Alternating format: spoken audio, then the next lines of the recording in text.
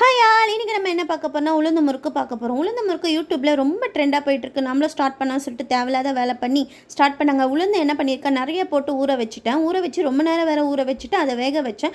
வேக வச்சு எப்பயுமே உளுந்து வந்து பிசுபிசுப்பு அதிகமாக இருக்கும் அதோடு சேர்த்து. ஸோ அரிசி மாவு வந்து அதில் பத்தவே இல்லை. அதோடு சேர்த்து நான் சீரகமும் எல்லோ நல்லா வறுத்து போட்டு பட்டரை போட்டிருக்கேன். பட்டரும் ஒரு மிஸ்டேக் பண்ணிட்டேன். பட்டர் போடாமல் டால்டா இல்லைன்னா எண்ணெய் போட்டு நம்ம பண்ணியிருக்கலாம். அதோடு சேர்த்து என்ன பண்ணியிருக்கேன், மில்க்கும் நிறைய நான் ஊற்றிட்டேன். மில்க் வந்து 1 ஸ்பூன் அளவு தான் ஊற்றணும். நான் இதெல்லாம் நிறைய சேர்த்துமுனே முறுக்கு வந்து பிசுபிசுப்பு ரொம்ப கிரிப்னஸ் அதிகமாக இல்லாமல் ரொம்ப லிக்விடாக வந்ததுனால முறுக்கு சரியாகவே வரல. நீங்கள் ஷார்ட்லேயே பார்த்துருப்பீங்க.